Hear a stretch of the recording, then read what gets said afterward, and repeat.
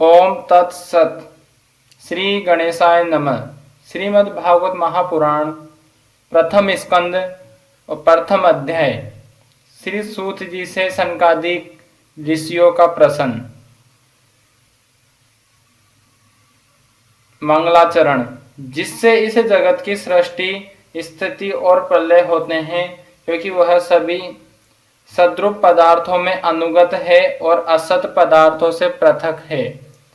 जड़ नहीं चेतन है, परतंत्र नहीं स्वयं प्रकाश है। जो ब्रह्मा अथवा हिरण्यगर्भ नहीं, प्रत्युत उन्हें अपने संकल्प से ही जिसने उस वेद ज्ञान का दान किया है, जिसके संबंध में बड़े बड़े विद्वान भी मोहित हो जाते हैं, जैसे तेजोमय सूर्य रश्मियों में जल में स्थल का और स्थल में जल का भ्रम होता है, वैसे ही जिसमें यह त्रिगुणमय जागृत स्वप्न सुषुप्ति रूपा सृष्टि मिथ्या होने पर भी अधिष्ठान सत्ता से सत्यवत प्रतीत हो रही है, उस अपनी स्वयं प्रकाश ज्योति से सर्वदा और सर्वथा माया और माया कार्य से पूर्णतः मुक्त रहने वाले परम सत्य रूप परमात्मा का हम ध्यान करते हैं। महामुनि व्यास देव के द्वारा निर्मित इस श्रीमद् भागवत महापुराण में मोक्ष पर्यंत फल की कामना से रहित परम धर्म का निरूपण हुआ है। इसमें शुद्धांत करण सत्पुरुषों के जानने योग्य उस वास्तविक वस्तु परमात्मा का निरूपण हुआ है, जो तीनों तापों का जड़ से नाश करने वाली और परम कल्याण देने वाली है। अब और किसी साधन या शास्त्र से क्या प्रयोजन। जिस समय भी सुकृति पुरुष इसके श्रवण की इच्छा करते हैं, ईश्वर उसी समय अविलंब उनके हृदय में आकर बंदी बन जाता है। रस के मर्मज्ञ भक्त जन, यह श्रीमद् भागवत वेद रूप कल्प वृक्ष का पका हुआ फल है। श्री सुखदेव रूप तोते के मुख का संबंध हो जाने से यह परमानंदमय सुधा से परिपूर्ण हो गया है। इस फल में छिलका, गुठली आदि त्याज्य अंश तनिक भी नहीं है। यह मूर्तिमान रस है। जब तक शरीर में चेतना रहे, तब तक इस दिव्य भगवत रस का निरंतर बार बार पान करते रहो। यही पृथ्वी पर ही सुलभ है। कथा प्रारंभ। एक बार भगवान विष्णु एवं देवताओं के परम पुण्यमय क्षेत्र नेमिषारण्य में शौनकादि ऋषियों ने भगवत प्राप्ति की इच्छा से सहस्त्र वर्षों में पूरे होने वाले एक महान यज्ञ का अनुष्ठान किया। एक दिन उन लोगों ने प्रातःकाल अग्निहोत्र आदि नित्य कृत्यों से निवृत्त होकर सूत जी का पूजन किया और उन्हें ऊंचे आसन पर बैठाकर बड़े आदर से यह प्रश्न किया। ऋषियों ने कहा, सूत जी, आप निष्पाप है। आपने समस्त इतिहास, पुराण और धर्म शास्त्रों का विधि पूर्वक अध्ययन किया है तथा उनकी भली भांति व्याख्या भी की है। वेद वेताओं में श्रेष्ठ भगवान बादरायण एवं भगवान के सगुण निर्गुण रूपों को जानने वाले दूसरे मुनियों ने जो कुछ जाना है, उन्हें जिन विषयों का ज्ञान है, वह सब आप वास्तविक रूप में जानते हैं। आपका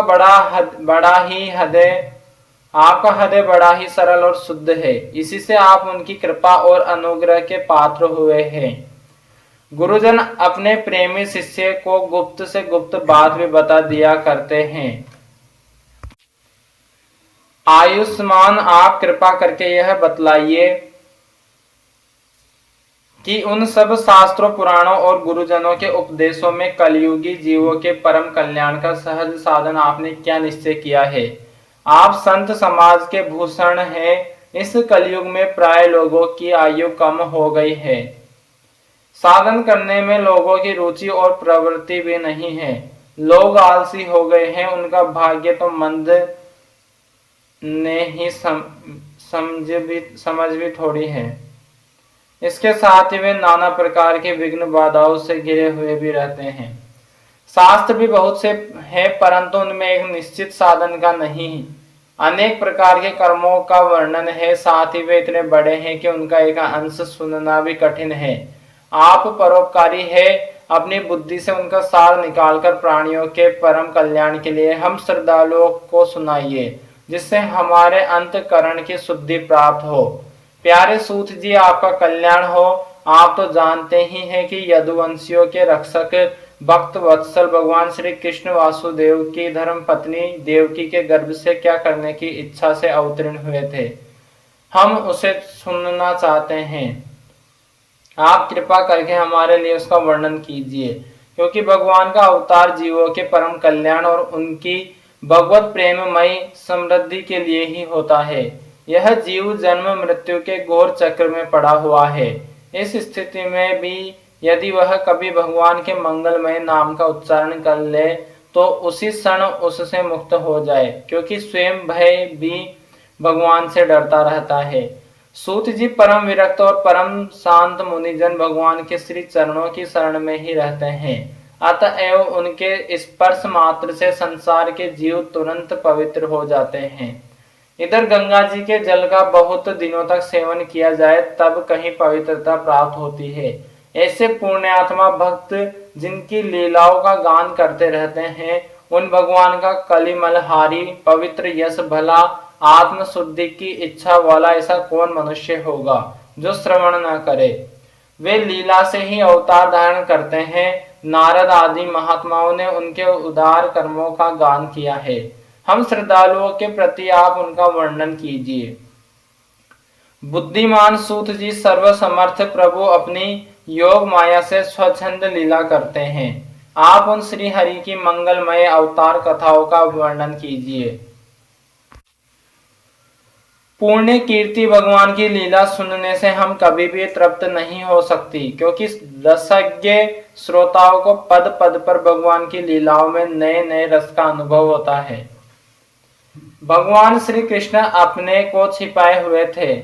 लोगों के सामने ऐसी चेष्टा करते थे मानो कोई मनुष्य हो, परंतु उन्होंने बलराम जी के साथ ऐसी लीलाएं भी की है, ऐसा पराक्रम भी प्रकट किया है जो मनुष्य नहीं कर सकते। कलयुग को आया जानकर इस वैष्णव क्षेत्र में हम दीर्घकालीन सत्र का संकल्प करके बैठे हैं। श्री हरि की कथा सुनने के लिए हमें अवकाश प्राप्त है। यह कलयुग अंतकरण की पवित्रता और शक्ति का नाश करने वाला है। इससे पार पाना कठिन है। जैसे समुद्र से पार जाने वालों को कर्णधार मिल जाए, उसी प्रकार इससे पार पाने की इच्छा रखने वाले हम लोगों से ब्रह्मा ने आपको मिलाया है। धर्म रक्षक ब्राह्मण भक्त योगेश्वर भगवान श्री कृष्ण के अपने धाम में पधार जाने पर धर्म ने अब किसी की शरण ली है, यह बताइए। अथ द्वितीय अध्याय। श्री व्यास जी कहते हैं, शौनकादि ब्रह्मवादी ऋषियों के ये प्रश्न सुनकर रोमहर्षण के पुत्र उग्रश्रवा को बड़ा ही आनंद हुआ। उन्होंने ऋषियों के इस मंगलमय प्रश्न का अभिनंदन करके कहना आरंभ किया। सूत जी ने कहा, जिस समय सुखदेव जी का यज्ञोपवीत संस्कार भी नहीं हुआ था, सूतराम लौकिक वैदिक और कर्मों के अनुष्ठान का अवसर भी नहीं आया था, उन्हें अकेले ही संन्यास लेने के उद्देश्य से जाते देखकर उनके पिता व्यास जी विरह से कातर होकर पुकारने लगे, बेटा बेटा। उस समय तन्मय होने के कारण श्री सुखदेव जी की ओर से वृक्षों ने उत्तर दिया, ऐसे सबके हृदय में विराजमान श्री सुखदेव मुनि को मैं नमस्कार करता हूँ। यह श्रीमद् भागवत अत्यंत गोपनीय रहस्यात्मक पुराण है। यह भगवत स्वरूप का अनुभव कराने वाला और समस्त वेदों का सार है। संसार में फंसे हुए जो लोग इस घोर अज्ञान अंधकार से पार जाना चाहते हैं, उनके लिए आध्यात्मिक तत्वों को प्रकाशित कराने वाला है। यह एक अद्वितीय दीपक है। वास्तव में उन्हीं पर करुणा करके बड़े बड़े मुनियों के आचार्य श्री सुखदेव जी ने इसका वर्णन किया है। मैं उनकी शरण ग्रहण करता हूँ और मनुष्यों में सर्वश्रेष्ठ भगवान के अवतार नर नारायण, ऋषियों को, सरस्वती देवी को और श्री व्यास देव जी को नमस्कार करके तब संसार और अंतकरण के समस्त विकारों पर विजय प्राप्त कराने वाले इस श्रीमद् भागवत महापुराण का पाठ करना चाहिए। ऋषियों ने अपने संपूर्ण विश्व के कल्याण के लिए यह बहुत सुंदर प्रश्न किया है, क्योंकि यह प्रश्न श्री कृष्ण के संबंध में है। और इससे भली भांति आत्मशुद्धि हो जाती है। मनुष्य के लिए सर्वश्रेष्ठ धर्म वही है जिससे भगवान श्री कृष्ण में भक्ति हो। भक्ति भी ऐसी जिसमें किसी प्रकार की कामना न हो और जो नित्य निरंतर बनी रहे। ऐसी भक्ति से हृदय आनंद स्वरूप परमात्मा की उपलब्धि करके कृतकृत्य हो जाता है। भगवान श्री कृष्ण में भक्ति होते ही अनन्य प्रेम से उनमें चित्त जोड़ते ही निष्काम ज्ञान और वैराग्य का आविर्भाव हो जाता है। धर्म का ठीक ठीक अनुष्ठान करने पर भी यदि मनुष्य के हृदय में भगवान की लीला कथाओं के प्रति अनुराग का उदय न हो तो वह निरा श्रम ही श्रम है। धर्म का फल ही मोक्ष है। उसकी सार्थकता अर्थ प्राप्ति में नहीं, अर्थ केवल धर्म के लिए है। भोग विलास उसका फल नहीं माना गया है। भोग विलास का फल इंद्रियों को तृप्त करने वाला है। उसका प्रयोजन है केवल जीवन निर्वाह। जीवन का फल भी तत्व जिज्ञासा है। बहुत कर्म करके स्वर्ग आदि प्राप्त करना उसका फल नहीं है। तत्ववेता लोग ज्ञाता और ज्ञेय के भेद से रहित अखंड अद्वितीय सच्चिदानंद स्वरूप ज्ञान के ही तत्व कहते हैं। उसी को कोई ब्रह्मा, कोई परमात्मा और कोई भगवान के नाम से पुकारते हैं। श्रद्धालु मुनिजन भागवत श्रवण से प्राप्त ज्ञान वैराग्य युक्त भक्ति से अपने हृदय में उस परम तत्व रूप परमात्मा का अनुभव करते हैं। शौनकादि ऋषियों यही कारण है कि अपने अपने वर्ण तथा आश्रम के अनुसार मनुष्य जो धर्म का अनुष्ठान करते हैं उसकी पूर्ण सिद्धि इसी में है कि भगवान प्रसन्न हो। इसलिए एकाग्र मन से भक्त वत्सल भगवान का ही नित्य निरंतर श्रवण कीर्तन ध्यान और आराधना करनी चाहिए। कर्मों की गांठ बड़ी कड़ी है। विचारवान पुरुष भगवान के चिंतन की तलवार से उस गांठ को काट डालते हैं। तब भला ऐसा कौन मनुष्य होगा जो भगवान की लीला कथा में प्रेम न करे। शौनकादि ऋषियों पवित्र तीर्थों का सेवन करने से महत सेवा, तदंतर श्रवण की इच्छा, फिर श्रद्धा, तत्पश्चात भगवत कथा में रुचि होती है। भगवान श्री कृष्ण के यश का श्रवण और कीर्तन दोनों पवित्र करने वाले हैं। वे अपनी कथा सुनने वालों के हृदय में आकर स्थित हो जाते हैं। उनकी अशुभ वासनाओं को नष्ट कर देते हैं क्योंकि वे संतों के नित्य सुहृद है। जब श्रीमद् भागवत अथवा भगवत भक्तों के निरंतर सेवन से अशुभ वासनाएं नष्ट हो जाती है तब पवित्र कीर्ति भगवान श्री कृष्ण के प्रति स्थायी प्रेम की प्राप्त होती है। तब रजोगुण और तमोगुण के भाव काम और लोभ आदि शांत हो जाते हैं और चित्त इनसे रहित होकर सत्व गुण में स्थित एवं निर्मल हो जाता है। इस प्रकार भगवान की प्रेममय भक्ति से जब संसार की समस्त आसक्तियां मिट जाती है, हृदय आनंद से भर जाता है, तब भगवान के तत्व का अनुभव अपने आप हो जाता है। हृदय में आत्मस्वरूप भगवान का साक्षात्कार होते ही हृदय की ग्रंथि टूट जाती है, सारे संदेह मिट जाते हैं और कर्म बंधन क्षीण हो जाता है।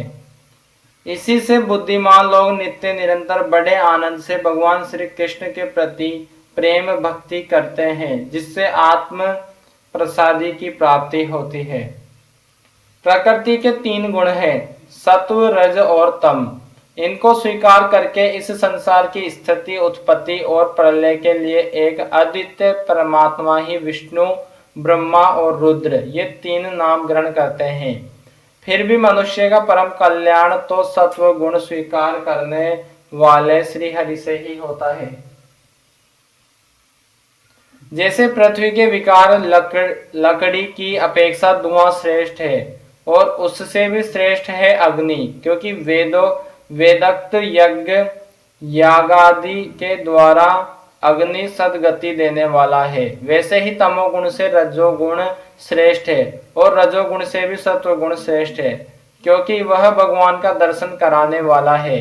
प्राचीन युग में महात्मा लोग अपने कल्याण के लिए विशुद्ध सत्वमय भगवान विष्णु की ही आराधना किया करते थे। अब भी जो लोग उनका अनुसरण करते हैं वे उन्हीं के समान कल्याण भाजन होते हैं।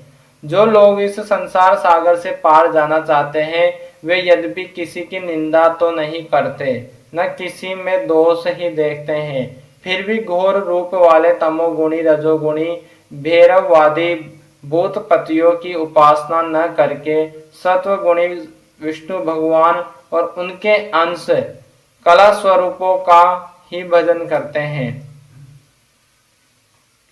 परंतु जिसका स्वभाव रजोगुणी अथवा तमोगुणी है वे धन ऐश्वर्य और संतान की कामना से भूत पितर और प्रजापतियों की उपासना करते हैं, क्योंकि इन लोगों का स्वभाव उन भूतों आदि से मिलता जुलता होता है। वेदों का तात्पर्य श्री कृष्ण में ही है, यज्ञों के उद्देश्य श्री कृष्ण ही है, योग श्री कृष्ण के लिए ही किए जाते हैं और समस्त कर्मों की परम परिसमाप्ति भी श्री कृष्ण में ही है। ज्ञान से ब्रह्म स्वरूप श्री कृष्ण की ही प्राप्ति होती है। तपस्या श्री कृष्ण की प्रसन्नता के लिए ही की जाती है। श्री कृष्ण के लिए ही धर्मों का अनुष्ठान होता है और सब गतियां श्री कृष्ण में ही समा जाती है। यद्यपि भगवान श्री कृष्ण प्रकृति और उसके गुणों से अतीत है, फिर भी अपनी गुणमय माया से जो प्रपंच की दृष्टि से है और तत्व की दृष्टि से नहीं है, उन्होंने ही स्वर्ग के आदि में इस संसार की रचना की थी। ये सत्व रज और तम तीनों गुण उसी माया के विलास हैं। इनके भीतर रहकर भगवान इनसे युक्त सरीखे मालूम पड़ते हैं। वास्तव में तो वे परिपूर्ण विज्ञानंद घन है। अग्नि तो वस्तुतः एक ही है, परंतु जब वह अनेक प्रकार की लकड़ियों में प्रकट होती है तब अनेक सी मालूम पड़ती है। वैसे ही सबके आत्मरूप भगवान तो एक ही है, परंतु प्राणियों की अनेकता से अनेक जैसे जान पड़ते हैं। भगवान ही सूक्ष्म भूत तन्मात्रा इंद्रिय तथा अंतकरण आदि गुणों के विकार भूत भावों के द्वारा नाना प्रकार की योनियों का निर्माण करते हैं और उनमें भिन्न भिन्न जीवों के रूप में प्रवेश करके उन योनियों के अनुरूप विश्व का उपभोग करते कराते हैं। वे ही संपूर्ण लोकों की रचना करते हैं और देवता पशु पक्षी मनुष्य आदि योनियों में लीला अवतार ग्रहण करके सत्व गुण के द्वारा जीवों का पालन पोषण करते हैं। अथ तृतीय अध्याय भगवान के अवतारों का वर्णन। श्री सूत जी कहते हैं, सृष्टि के आदि में भगवान ने लोकों के निर्माण की इच्छा की। इच्छा होते ही उन्होंने महतत्व आदि से निष्पन्न पुरुष रूप ग्रहण किया। उसमें 10 इंद्रियां, 1 मन और 5 भूत, ये 16 कलाएं थी। उन्होंने कारण जल में शयन करते हुए जब योग निद्रा का विस्तार किया तब उनके नाभि सरोवर में से एक कमल प्रकट हुआ और उस कमल में से प्रजापतियों के अधिपति ब्रह्मा जी उत्पन्न हुए। भगवान के उस विराट रूप के अंग प्रत्यंग में ही समस्त लोकों की कल्पना की गई है। वह भगवान का विशुद्ध सत्वमय श्रेष्ठ रूप है। योगी लोग दिव्य दृष्टि से भगवान के उस रूप का दर्शन करते हैं। भगवान का वह रूप हजारों पैर, जांघों, भुजाएं और मुखों के कारण अत्यंत विलक्षण है। उसमें सहस्त्रों सिर, हजारों कान, हजारों आंखें और हजारों नासिकाएं हैं। हजारों मुकुट, वस्त्र और कुंडल आदि आभूषणों से वह उल्लसित रहता है। भगवान का यही पुरुष रूप जिसे नारायण कहते हैं, उनके अवतारों का अक्षय कोश है। इसी से सारे अवतार प्रकट होते हैं। इस रूप के छोटे से छोटे अंश से देवता, पशु पक्षी और मनुष्य आदि योनियों की सृष्टि होती है। उन्हीं प्रभु ने पहले कौमार सर्ग में सनक, सनंदन, सनातन और सनत कुमार इन 4 ब्राह्मणों के रूप में अवतार ग्रहण करके अत्यंत कठिन अखंड ब्रह्मचर्य का पालन किया। दूसरी बार इस संसार के कल्याण के लिए समस्त यज्ञों के स्वामी उन भगवान ने ही रसातल में गई हुई पृथ्वी को निकाल लाने के विचार से शुक्र रूप ग्रहण किया। ऋषियों की सृष्टि में उन्होंने देवर्षि नारद के रूप में तीसरा अवतार ग्रहण किया। और सात्वत तंत्र का, जिसे नारद पांच रात्र कहते हैं, उपदेश किया। उसमें कर्मों के द्वारा किस प्रकार कर्म बंधन से मुक्ति मिलती है इसका वर्णन है। धर्म पत्नी मूर्ति के गर्भ से उन्होंने नर नारायण के रूप में चौथा अवतार ग्रहण किया। इस अवतार में उन्होंने ऋषि बनकर मन और इंद्रियों का सर्वथा संयम करके बड़ी कठिन तपस्या की। पांचवें अवतार में वे सिद्धों के स्वामी कपिल के रूप में प्रकट हुए और तत्वों का निर्णय करने वाले सांख्य शास्त्र का, जो समय के फेर से लुप्त हो गया था, आसुरी नामक ब्राह्मण को उपदेश किया। अनसुईया के वर मांगने पर छठे अवतार में वे अत्रि की संतान दत्तात्रेय हुए। इस अवतार में उन्होंने अलर्क एवं प्रहाद आदि को ब्रह्मा ज्ञान का उपदेश किया।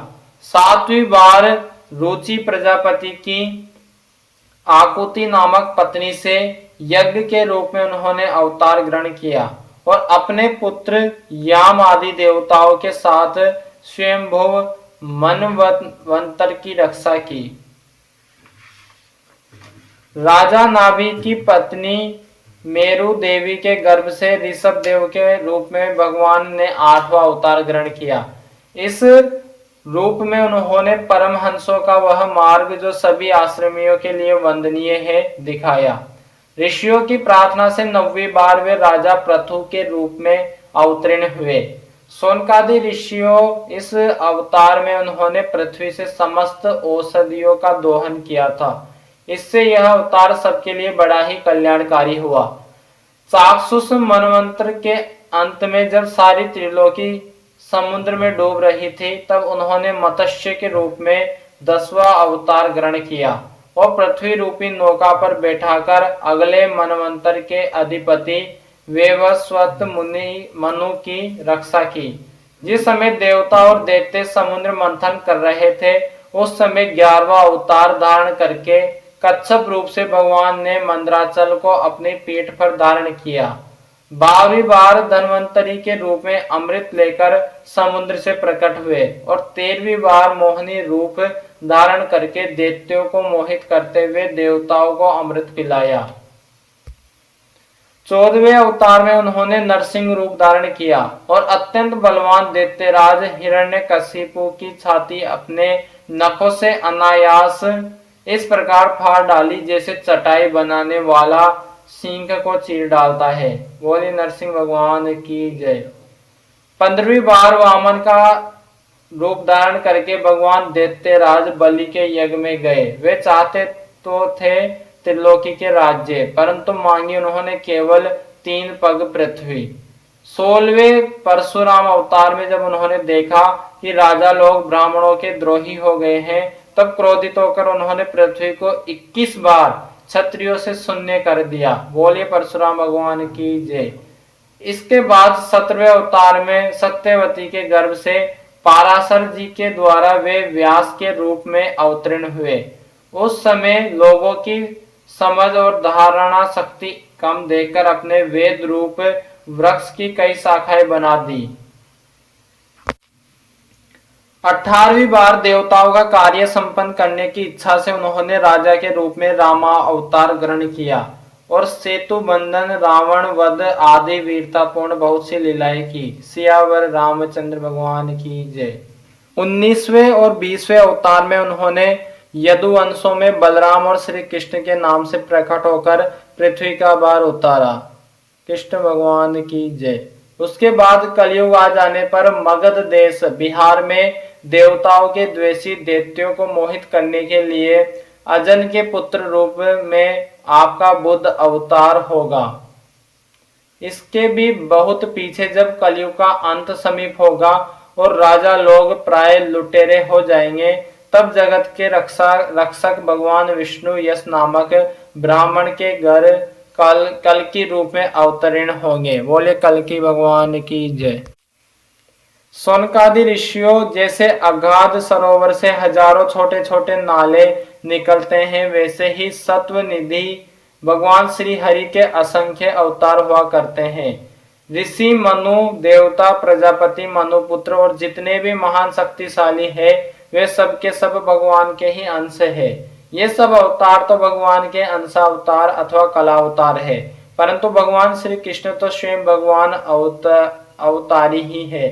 जब लोग दैत्यों के अत्याचारों से व्याकुल हो उठते हैं, तब युग युग में अनेक रूप धारण करके भगवान उनकी रक्षा करते हैं। भगवान के दिव्य जन्मों की यह कथा अत्यंत गोपनीय रहस्यमयी है। जो मनुष्य एकाग्र चित्त से नियम पूर्वक सायकाल और प्रातः काल प्रेम से इसका पाठ करता है, वह सब दुखों से छूट जाता है। प्राकृत स्वरूप हित चिन्मय भगवान का जो यह स्थूल जगदाकार रूप है, यह उनकी माया के महतत्वादि गुणों से भगवान में ही कल्पित है। जैसे बादल वायु के आश्रय रहते हैं और दूसर पना धूल में होता है, परंतु अल्प बुद्धि मनुष्य बादलों का आकाश में और दूसर पने का वायु में आरोप करते हैं, वैसे ही अविवेकी पुरुष सबके साक्षी आत्मा में स्थूल दृश्य रूप जगत का आरोप करते हैं। इस स्थूल रूप से परे भगवान का एक सूक्ष्म अव्यक्त रूप है, जो न स्थूल की तरह आकार आदि गुणों वाला है और न देखने सुनने में ही आ सकता है। वही सूक्ष्म शरीर है। आत्मा का आरोप या प्रवेश होने से यही जीव कहलाता है और इसी का बार बार जन्म होता है। उपर्युक्त सूक्ष्म और स्थूल शरीर अविद्या से ही आत्मा में आरोपित है। जिस अवस्था में आत्म स्वरूप के ज्ञान से यह आरोप दूर हो जाता है, उसी समय ब्रह्मा का साक्षात्कार होता है। जिस अवस्था में आत्म स्वरूप के ज्ञान से यह आरोप दूर हो जाता है, उसी समय ब्रह्मा का साक्षात्कार होता है। तत्वज्ञानी लोग जानते हैं कि जिस समय यह बुद्धि रूपा परमेश्वर की माया निवृत्त हो जाती है, उस समय जीव परमानंदमय हो जाता है और अपने स्वरूप महिमा में प्रतिष्ठित होता है। वास्तव में जिनके जन्म नहीं है और कर्म भी नहीं है, उन हदेश्वर भगवान के अप्राकृत जन्म और कर्मों का तत्वज्ञानी लोग इस प्रकार वर्णन करते हैं, क्योंकि उनके जन्म और कर्म वेदों के अत्यंत गोपनीय रहस्य हैं। भगवान की लीला अमोघ है। वे लीला से ही इस संसार का सृजन, पालन और संहार करते हैं, किंतु इसमें आसक्त नहीं होते। प्राणियों के अंतःकरण में छिपे रहकर ज्ञानेंद्रिय और मन के नियंता के रूप में उनके विषयों को ग्रहण भी करते हैं, परंतु उनसे अलग रहते हैं। वे परम स्वतंत्र है। ये विषय कभी उन्हें लिप्त नहीं कर सकते। जैसे अनजान मनुष्य जादूगर अथवा नट के संकल्प और वचनों से की हुई कर्मात को नहीं समझ पाता, वैसे ही अपने संकल्प और वेद वाणी के द्वारा भगवान के प्रकट किए हुए इन नाना नाम और रूपों को तथा उनकी लीलाओं को कुबुद्धि जीव बहुत सी तर्क युक्तियों के द्वारा नहीं पहचान सकता।